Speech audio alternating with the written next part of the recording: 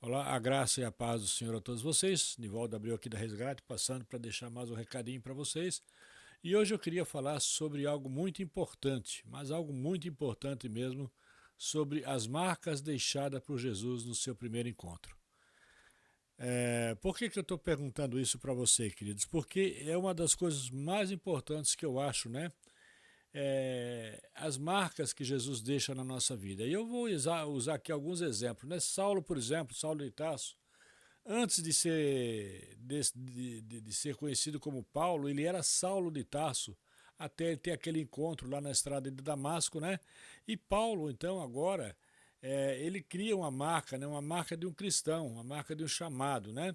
Então ele passa agora de ser de perseguidor a ser perseguido e foi considerado um dos maiores evangelistas do Novo Testamento. Você pode ler isso lá em Atos 9, de 1 a 19, né?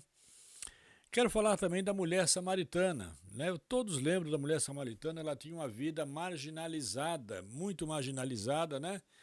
Mas depois desse encontro com o Senhor, depois desse encontro com Jesus, né? Essa mulher tem uma transformação extraordinária. E aí ela passa agora, após esse encontro, ela se torna uma evangelista. E ela começa então a divulgar para a comunidade esse encontro que ela teve, aquilo que Jesus fez, a marca que Jesus deixou na vida dela. E você vai encontrar isso lá em João 4, de 1 a 1,42. O que falar então de Zaqueu também, né?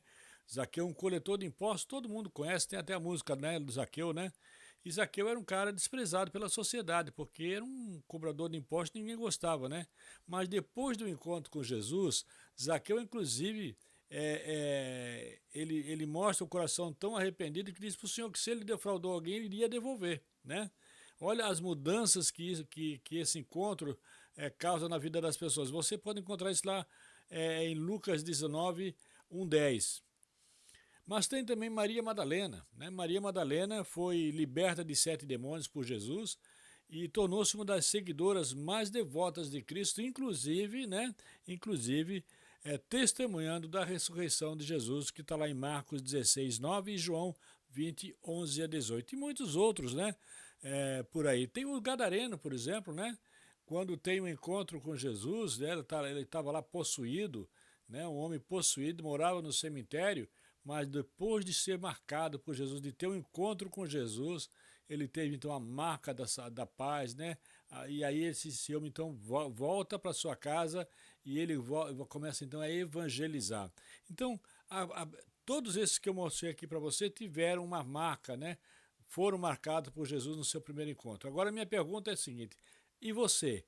Que marcas o Senhor deixou em você? Por que eu falo isso, cara? Porque isso é muito importante.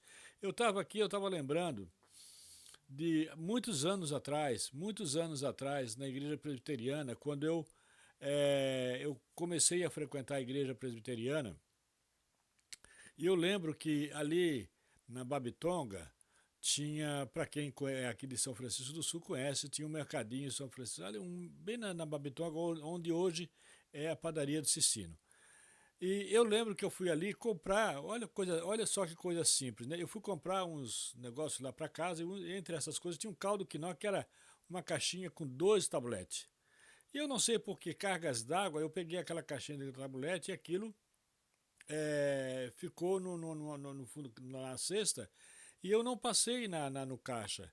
E quando eu estou vindo para casa, que eu notei, que observei aquilo, gente, me deu um estado de nervo, sabe? Me deu uma coisa ruim, né? E eu fiquei assim, sem saber o que fazer. É claro que eu voltei lá para acertar.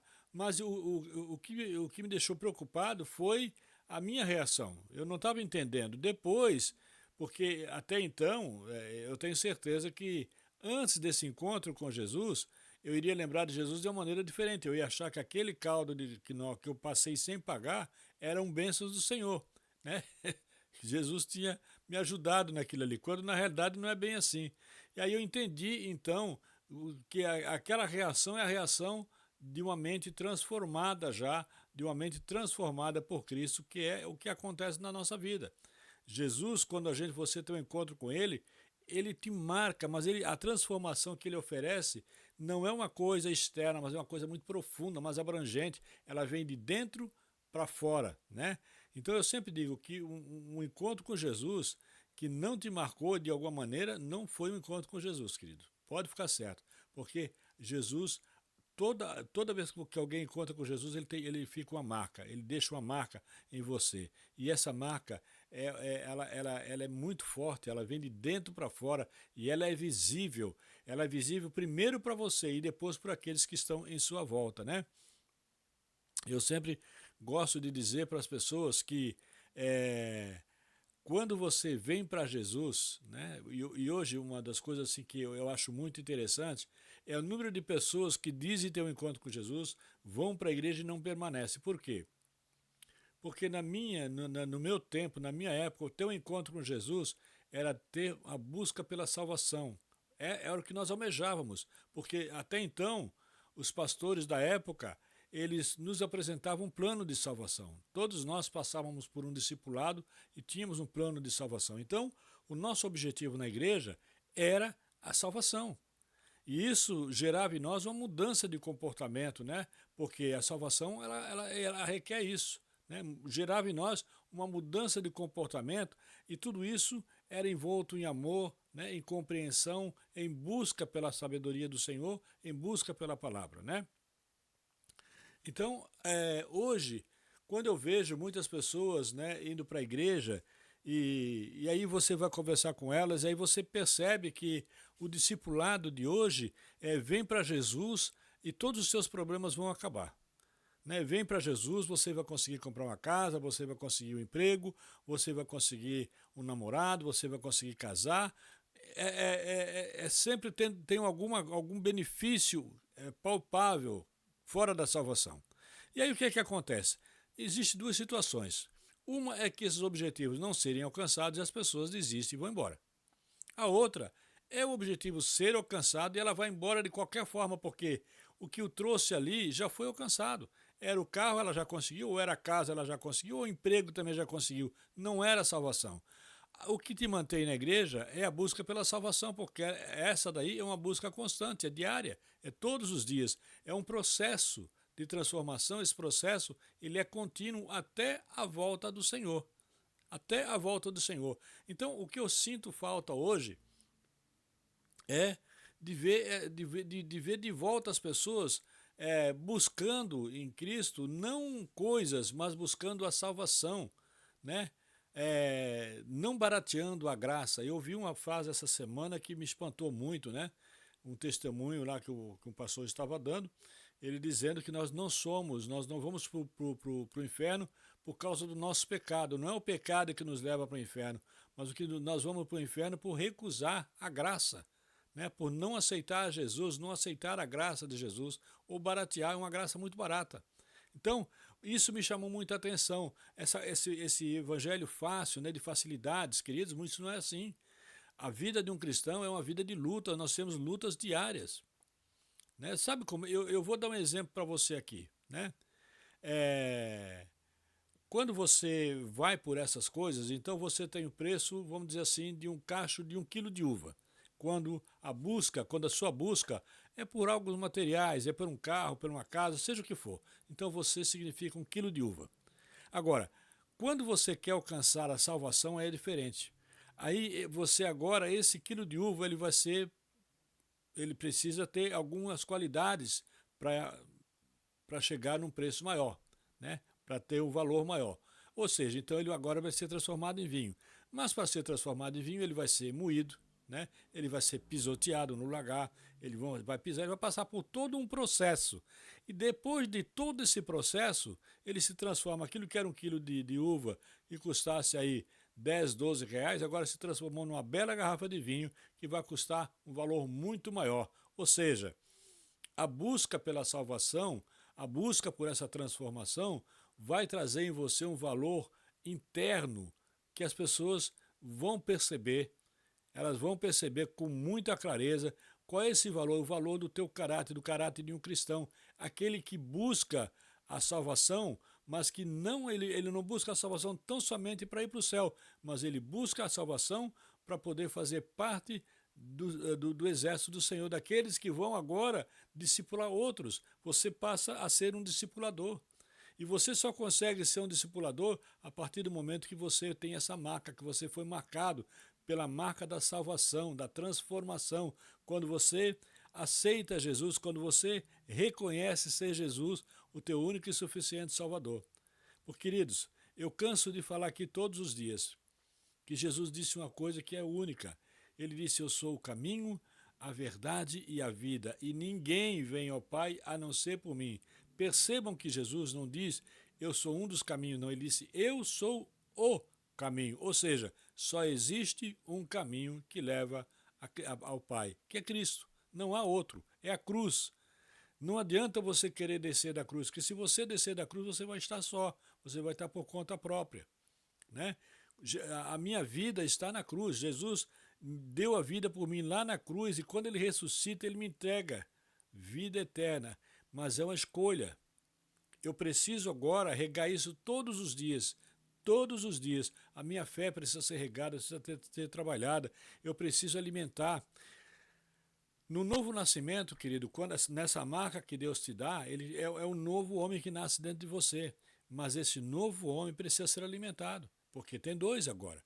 Tem aquele que nasceu da água e do espírito, que é o espiritual, e tem o carnal, que é o que já estava.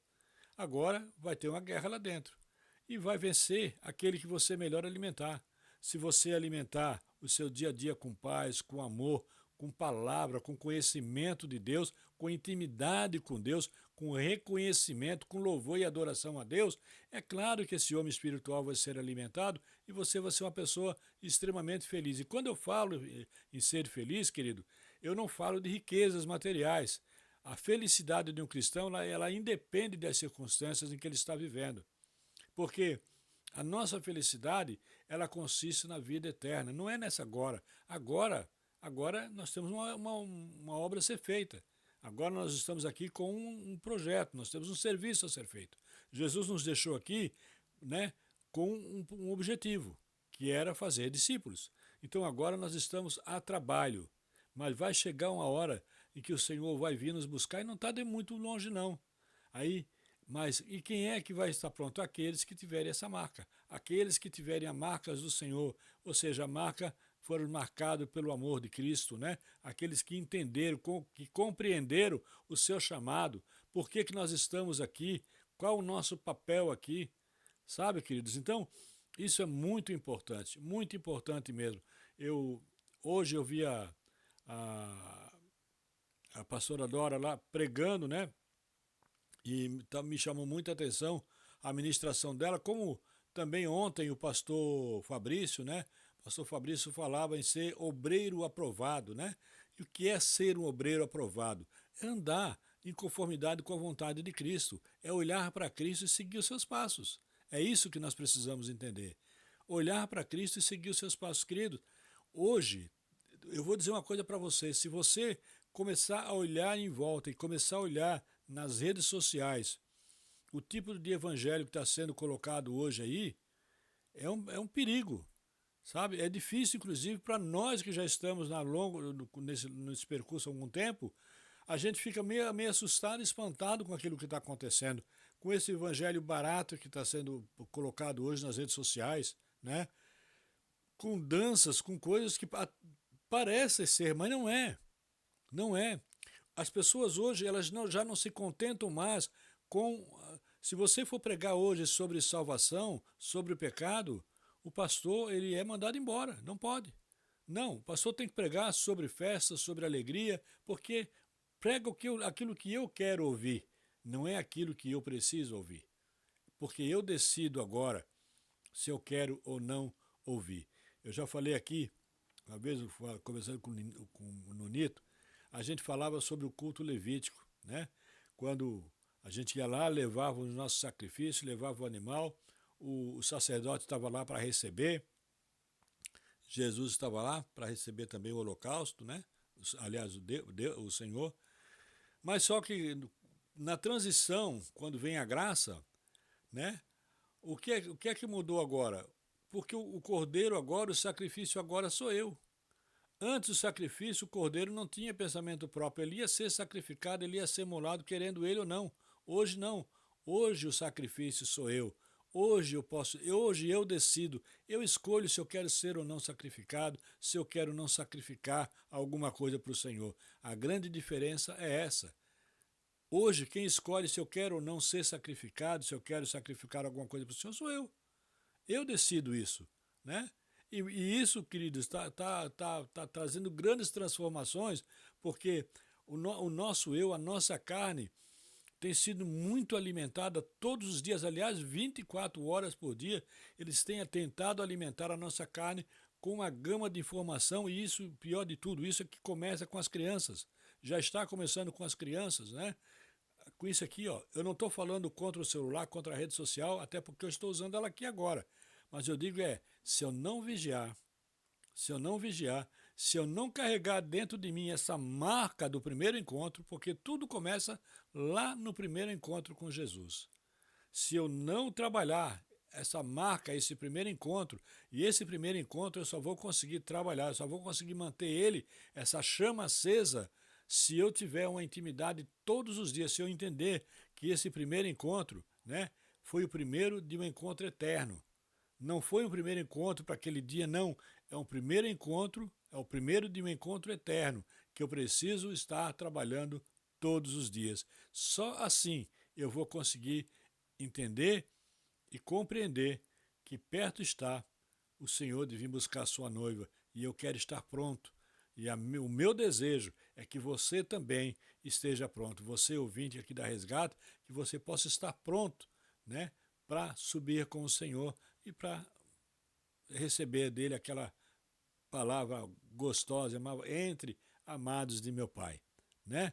É isso que eu quero para você hoje, esse é o meu desejo para você.